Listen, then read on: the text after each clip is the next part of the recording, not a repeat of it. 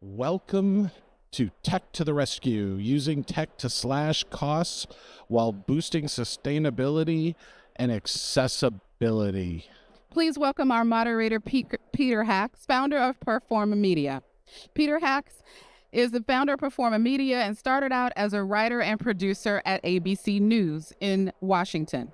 He went on to become a broadcast TV correspondent and Entertainment Tonight's Washington correspondent for 3 years. Peter and his team have provided hybrid and virtual event services globally. Peter? You passed your right. You want that one? Thanks so much, Tess. How is everybody doing? Thanks. Sorry to be just a tiny bit late. Can you guys hear me now? Okay. Oh, yeah. Didn't want to swallow it. So I realize now that I don't have my notes in front of me to introduce you guys. So I'm going to let you introduce yourselves. But here are the delightful Dalia El-Ghazar. Thank you. And where's Michelle? Not here. And Mahogany Jones and Keith Johnston. Give us a couple of seconds on each of you, if you will. Just introduce yourselves if you have not already been so. Sure. Dalia El-Ghazar with Dalia Plus Agency. I think for the purpose of this event, I am a tech therapist. We're going to leave it at that. And I also am a net weaver. And it is my mission for Event Tech Live Las Vegas is to connect people with other people and solutions. And obviously, I love to chat with these beautiful people. So I am on the best panel ever. There you go. There you go. And I would say that these are the cool kids of Event Tech right here. So There's a couple in the There's a couple people that are cooler than me out there. There is a badge that we need to give out, right? Right? Yeah, I got it. People will want the badge. Mahogany. And I'm Mahogany Jones, founder and CEO of Event Specialists. We're an event management and production company based in Toronto, Canada. Shout out to the Beaver Dam and our collaboration that we have here. Yes, the Beaver Dam is the butt of a lot of jokes this week, but I wanted to bring the spirit of collaboration to the stage and to Event Tech Live. So I am super excited to be on this panel of cool kids. And I never really referred to myself as cool, but okay. But I am Keith Johnston. I am the managing partner at i3 Events. We are a third-party event planning company. And on top of that, I do a few other things. Number one, I have the blog PlannerWire. And then also with Tess there in the back, we have a podcast called the Event Tech Pull-Up. And then I have yet another podcast called The Bullet List. Are you guys hearing Keith okay? Were you guys able to hear him okay? Okay, good. Because I sure as heck can't hear him down at this end of the... Throw on some headphones. Oh, I gotta throw this on, right? And for purposes of this panel, it's really the Event Tech Pull-Up side, and concentrating on finding those technologies that make the lives of planners easier. That is my absolute number one goal, because I know, all over the globe, planners we're struggling, right? There's too much work. It's too little time. So what can we do to make that easier? All right, then. So I'll look at our first topic today. Well, first I should mention, excuse me, we have some pre-recorded speakers who are joining us here today, and I'll introduce them a little bit more when we get to their sections. And of course, there's me, and whoops, didn't want to do that. I wanted to go to my first section. We just have audio on a few. I can see our tech friends looking. There we go.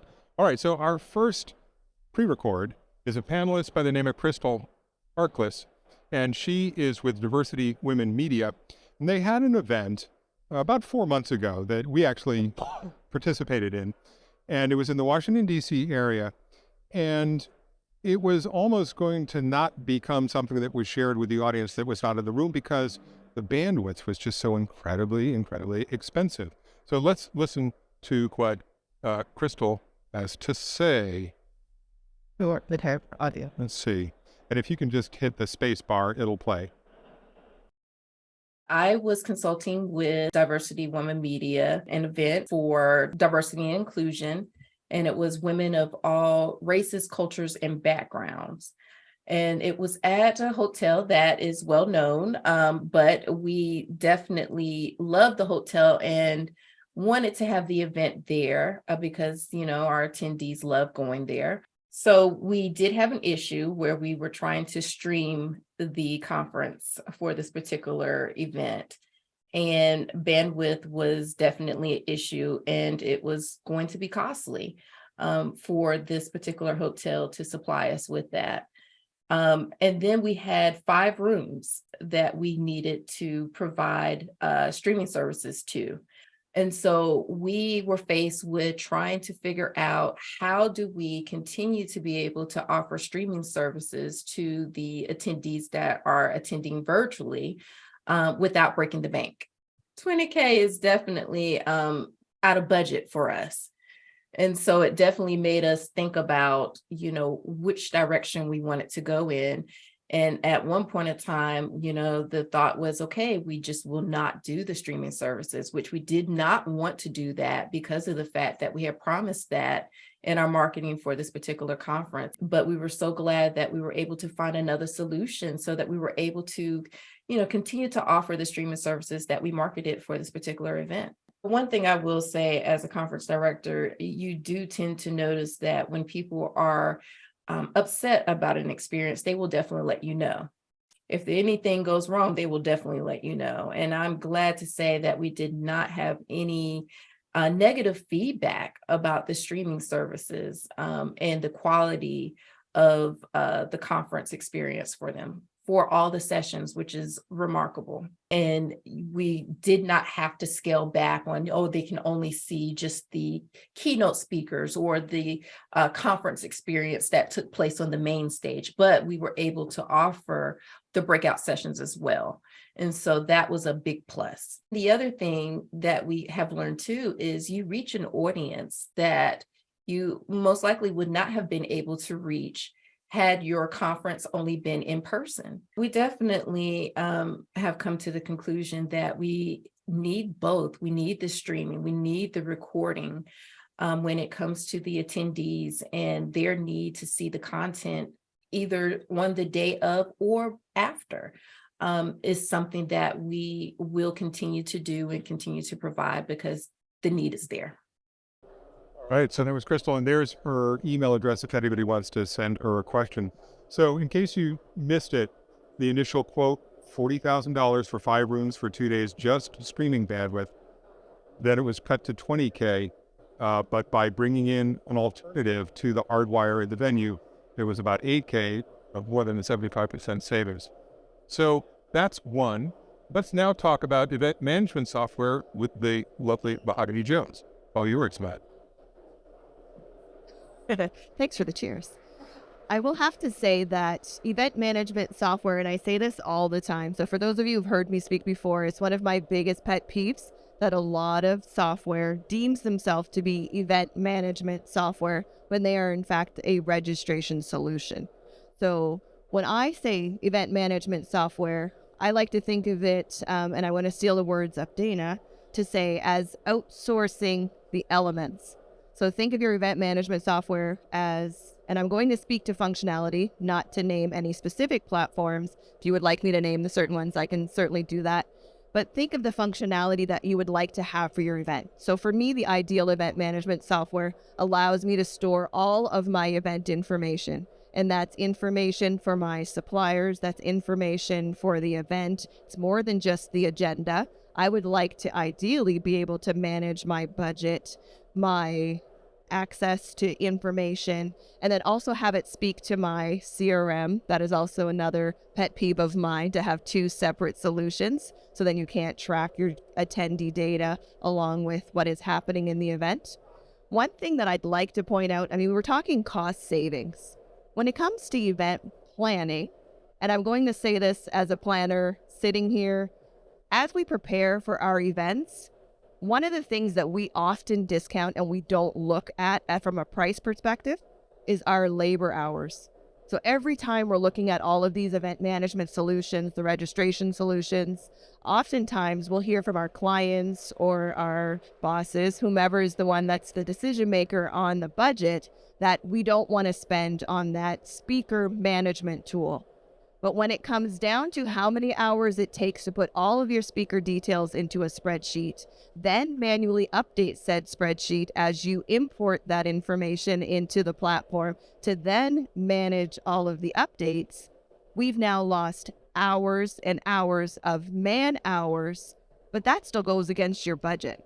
So for me, again, just to wrap this up, the ideal event management solution is one that will make my life easier. One that will allow me to track all of my information for the event, the details, the people, the suppliers, all in one spot, to be able to then also have history that can be moved should we have to move platforms later, or pass to another event planner should we have to pass on a certain opportunity, or we just move jobs, things like that.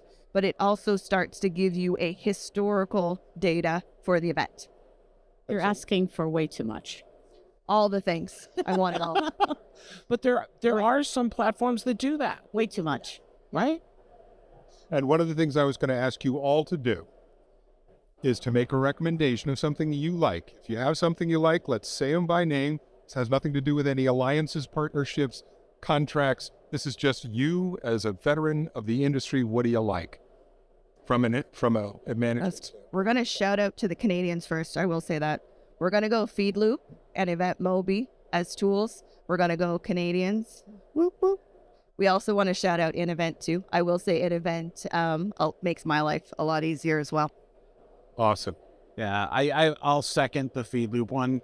We've been using them a lot lately, and it's absolutely fantastic. And then full disclosure, I'm actually helping them on a couple of things, but there's an Australian company called Joy, and it's joi.events. They're killing it. Seen them around here. Dahlia. So I'm not going to mention names. Okay.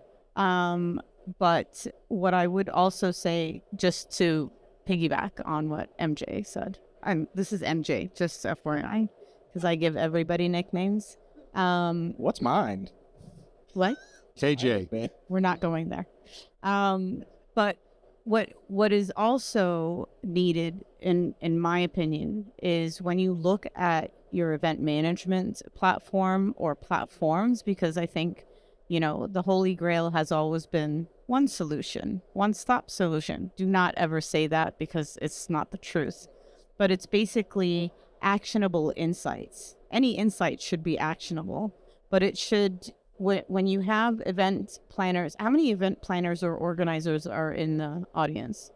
Suppliers, planners, that's a thing.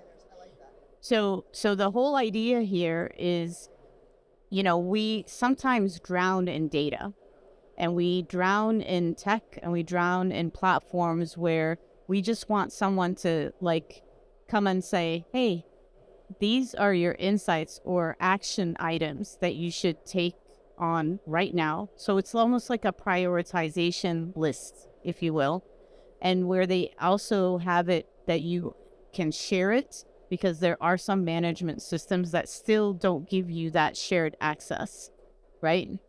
And also to give you not only the insights, but how you can have, this is me asking for everything, right?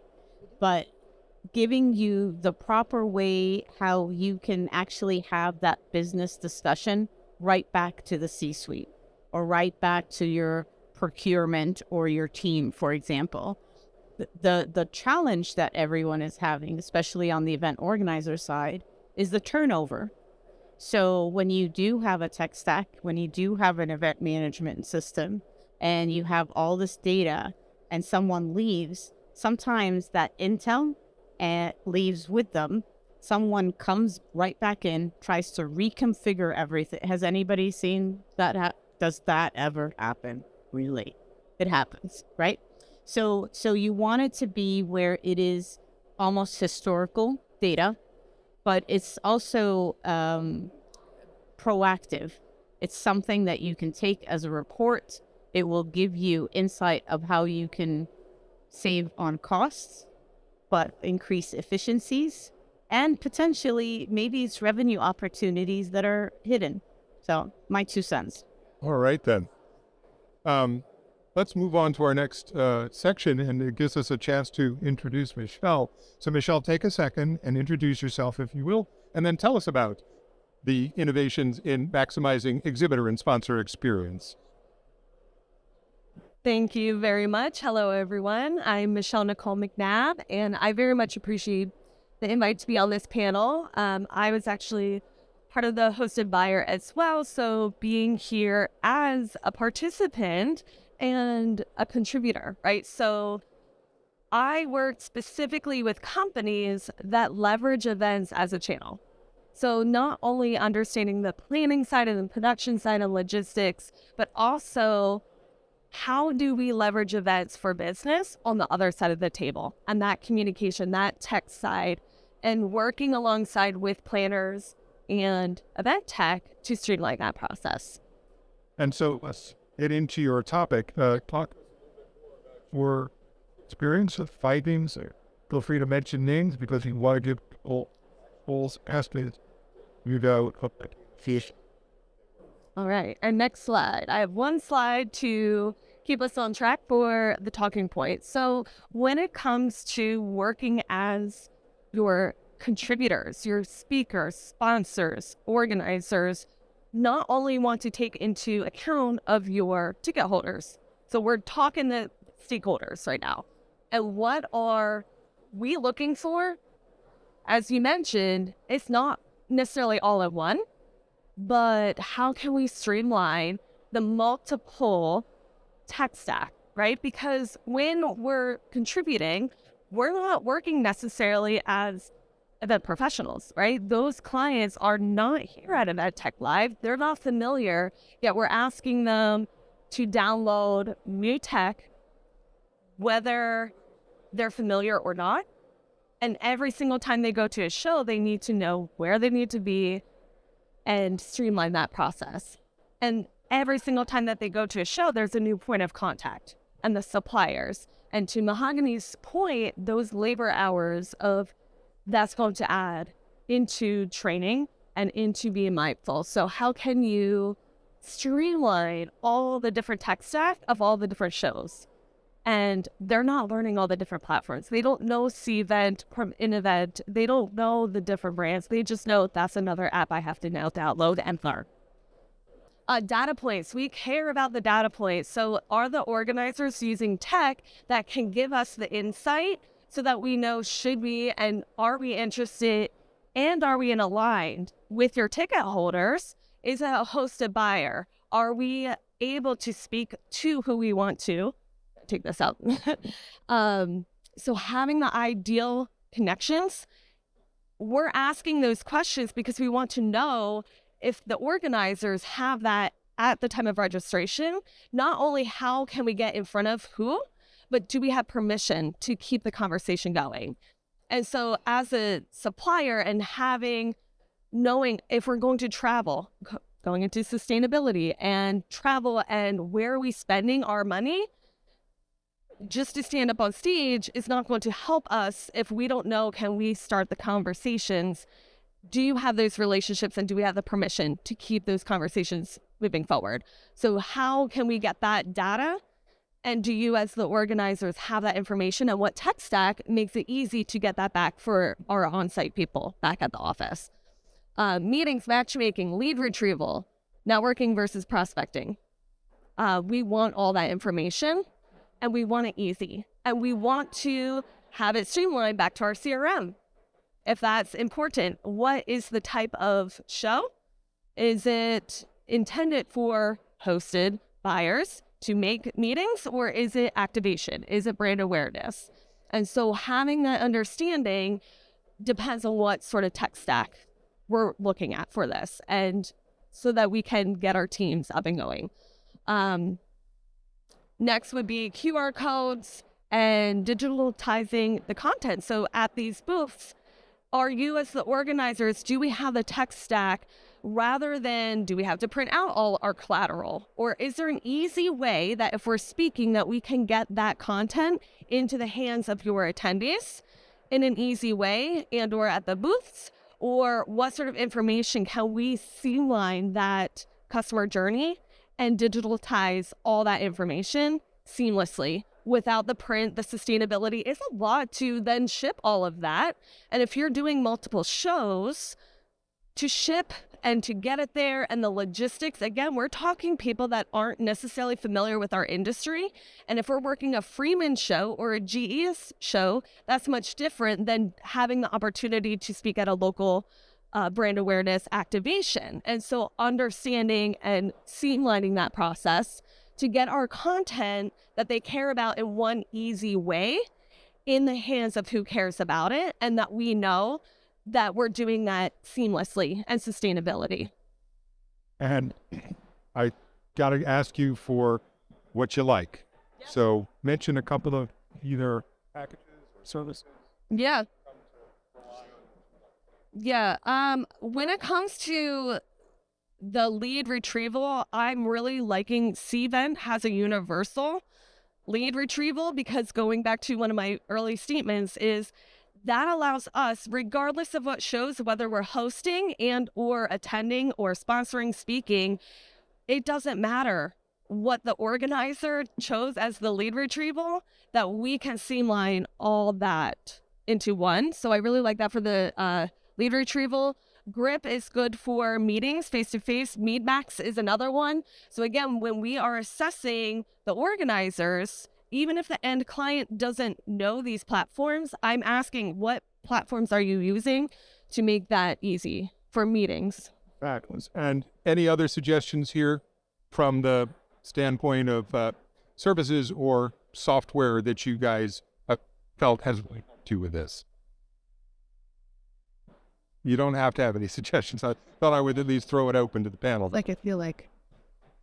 I feel like Feedloop and InEvent still do those things well, and they tie in. I'm going to shout out HubSpot, probably because we use HubSpot the most of our clients, and then some Salesforce. But they, with the direct integrations, makes my life easier. Yeah, it's the ones that have the most integrations that actually help you do more, right? Because again, time is money. And if you have direct integrations, HubSpot, for example, integrates with pretty much everything. It's saving you all of that data movement, right? You're not having to download a CSV, put it on a flash drive, hand it to whatever, and then re-upload it. It's just done. Good point. Good point. Lasting point with that, we need to recall that we are part of their business stack and part of their their marketing tech solutions. Even though to us, we have so many solutions, event tech stack falls in these companies under business. And so what are they already using, and how can we streamline that process that's compliant with their businesses? So whether it's HubSpot, integrations, open API, and compliance, those are what we're looking for. Let's move on. Part 4, using AI to perfect and personalize the attendee journey. So before we go because that's my section, I would like to ask the audience, actually, what kind of solutions that you use or that you've seen on the show floor that sort of resonate with what Michelle was saying. Anybody you can scream it out. Come on. I'm not seeing where you look at to point, Tess. You know. Oh, I can. Here we go. Look at that. Monty. There we go. Sorry, we're a vendor at B5, and I can't help saying that, our event tech has all of that. We've been doing this for 24 years, fourth generation platform, and it goes from email marketing, content management, all the way through registration, housing, travel, conference management, task workflow management, SMMP, the full spectrum, on-site solutions, apps, all of that. So you don't have to integrate. You build a website, it auto-generates a native app. It's, that to us is the full solution. All right, Dahlia, enlighten us. All right. So we are talking about, AI has been around for ages. I think it's getting the spotlight now, especially with ChatGPT, which we will not say. All right, this is another session. ChatGPT is a lovely product. Okay. But what I want to focus on mostly, it's not only about using AI, it really is about the personalization of your attendee journey. And when we say attendee, we really mean event participant. You can't forget, for example, your exhibitor personnel. You can't even forget like your internal team when they are on site. And so this is one thing that we like to tell our clients to do. Get out a huge piece of paper. You don't have to go digital if you don't want, or if you want to go Miro with them, etc. But what you want to do is you want to start out with mapping. You want to map out all your event participants. And you got to drill down. You got to drill down to a point where your attendees, are they first timers? Are they 10 timers? And every time I say 10 timers, people think I'm talking about age. I'm talking about people that have been at your show over and over and over again. Are your exhibitor personnel, are they also first timers? Do you have students? You have speakers, you have sponsors. Are they first timer? Have they been there before? When you map out all those personas, then you need to also map out what's in it for them when they are coming to your event. This is either for a face-to-face or for a digital event, no matter what it is. We have to go back to the drawing board in order for us to say, are we fulfilling what they want from the show? Like, for example, this show, first time in the US. You got exhibitors here, first time for them to be an exhibitor anywhere. You got actually vendors that are walking the show floor. You got first timers that are like brand new in organizations, and it is baptism by fire. They are an event planner and they have a holy crap moment happening right now. And you've got everybody on a journey. And basically when you do that, what you also want to plan out from a content perspective, what do they want to know more about?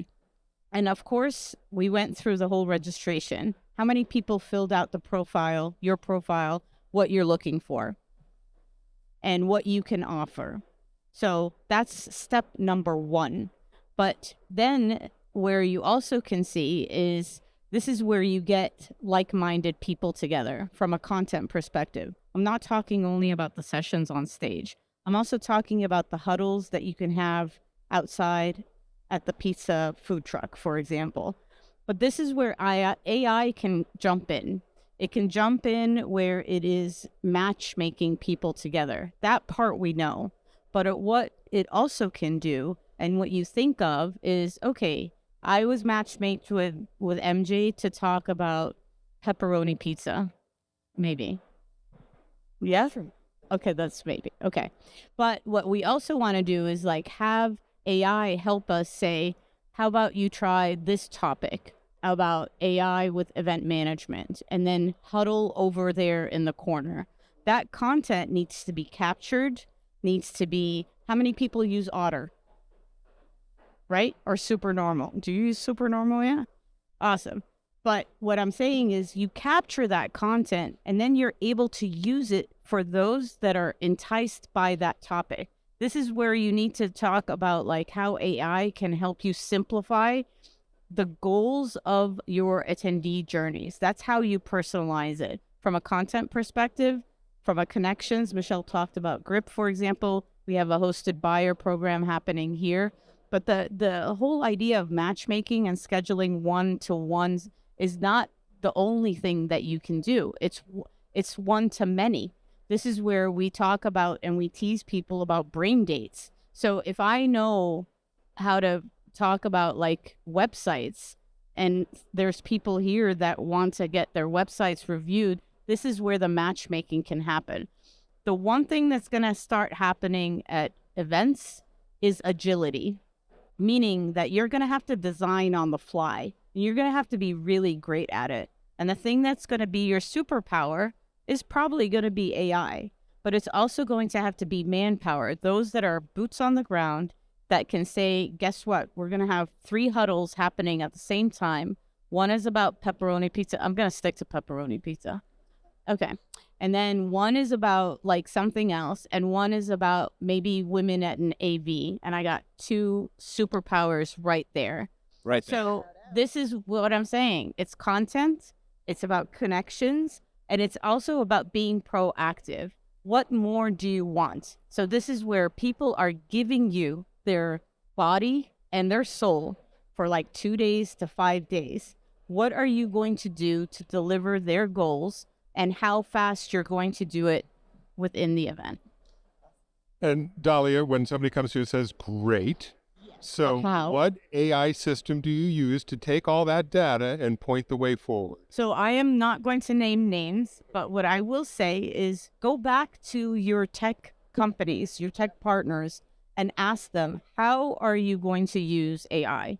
How are you going to use ChatGPT? Or how can you help me not only design an event, pre-event registration, the process, all of that? How are you going to help me in the moment, as well as capturing the content and post-event? How do we keep having those moments recur until the next annual, for example? And I guess we want to ask them, will your system make recommendations? Will it have the ability to do, to go down different avenues once we've had our event? Yes. Because what you want to be is you want to be in the company of tech partners that are just not technology platforms. This is not the business that we're in anymore. We want tech companies that sit around the table, that are strategists, that are creative, like idea igniters. And by the way, idea igniter is my title, nobody else's. But you want people that are with you, that are able to design events that your audiences, your buyer personas that you mapped out will say, I want more of that, and get excited to come back for more. All right, great. Now, Keith, Yeah. you're going to kill me because I don't have your slide, sir, but I will make sure it's in the on-demand. Can you remember the topics and we'll go ahead and fill in the slide afterward, or do you have it there? Hey. I was All smart. right. I'm so sorry we don't have it up on the, but you guys can't hardly see the slide screen anyway because we're in front of them. But go ahead, Keith. Well, and Talk let's- to us let's- about revolutionizing event planning, harnessing. So, and definitely come and see me afterward, because I actually had all the recommendations are actually on that slide. And right now, I think there is a seismic shift coming to the event industry, and it is about as big as online registration. When we went from fax to online registration, that was a big deal. This deal is going to dwarf that, and that is using AI to plan events. And no, planners, it's not taking away your creativity, and the machine is doing the Or work. your job. What's that? Or your job. Or your job. It's not coming for your job. What it's actually doing is it's going to take away all of the mundane, stupid bullshit work. And let me give you an idea of what I'm talking about. Uh-oh, the iPad's going down. So one of the ways that we're currently using AI is we have one client. They're bringing in about 200 to 300 different abstracts. As those abstracts are coming in, the ones that are approved, we now can use AI to create the summary. And I see you nodding your head with a no. She said it's a privacy issue. Depending on the tool and depending on the permissions. I get you. I know where you're going. Repeat what she asked. The comment was it's a privacy issue to run your abstracts through to do. It can be, but already ChatGPT has the ability that it will not share what you put into ChatGPT with the greater ChatGPT. So people are already working on that. So, but you can take that abstract and then tell the AI to create a summary from it. It will then create a beautiful summary, which that just saved you. If you've got 100 different sessions, how long would it take to write summaries for all of those programs? Then you take the summaries and you put it into the AI, and you tell the AI, write me 10 social media posts based on this summary, right? And so these are the types of mundane work that AI is actually going to fix. Some of the other thing is, video, right? There are AI programs now that are coming out, and you can, put a video in it, it'll summarize the video. So after this session is done, you dump it in and it spits out a beautiful little summary. Again, no one has to watch it to make it happen. AI is not perfect, right? AI is only the first draft. So once it spits out what it's going to give you, then a human has to go through and it has to actually make it better. but there are so many ways that AI is going to change the industry. I think, it's going to be we all have to start using it. And will you drop a name or two for us and how you use them? Or do you not have them handy? I'm so sorry. They were on my slide. No, I've got my topics on the iPad. But just so, for example, with the content creation, right? You can use ChatGPT. If you go in and you tell it not to share with the rest of the network, there's tools like Jasper. Again, these are for the written word. Jasper aim more towards marketing, right? Yes, but when you're putting together a summary for a session, that is marketing. Yep, absolutely. Some of the other things that you can do, some of the other mundane work is, let's say that the C-suite has 20 different slides they want created, right? They give you the content and they're like, okay, go ahead and make these slides beautiful. How long does it take to create slides? It takes forever. There are plenty of AI tools that you can put the content right in. It's going to spit you out a beautiful deck. You can hand it to them and off they go. The one that I'm actually loving at the moment is called Gamma App. And yes? Okay. Where you put in the parameters of what your deck wants, or what you want on the deck, I'm sorry. And it will put together an outline. And if you approve it or you edit it, then it will put the images that go with the copy. And it saves you time.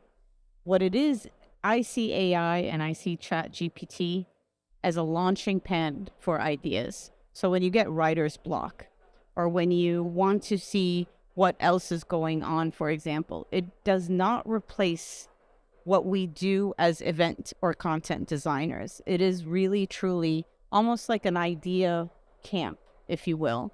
There's another new one called Knowledge, Knowledge, where what it does is you upload content, or you upload a video link, for example, in YouTube. And what it will do is it will create almost like worksheets or summaries of those sessions. And so what you're trying to do is you are extending, without the time consumption that happens with it, everything beautiful that you are designing, whether it is in the chat of a virtual session. What do you do with that chat? As a transcription, you get it. How do you turn that into a content piece that potentially can be a sponsorship opportunity, etc.? There are so many regulations that's going to have to be taken into consideration. And I see you, Patty. Yeah. I hear you. I actually see the smoke coming out of your head right now. But what I'm saying is, there is nothing that we can do to stop this bullet train that we're It's on. coming. But what we can do is we can understand the parameters. We can actually educate our teams, because we're in a challenging moment right now where people are saying, this is my job, I'm just going to use it. And that's the wrong approach, right? Any comments? 1 minute warning. What? Was that a 1 minute warning or one question? I think it's a 1 minute warning. 1 minute warning. 1 minute. So I had one more presenter, and unfortunately, I'm going to have to summarize what she was going to say on tape.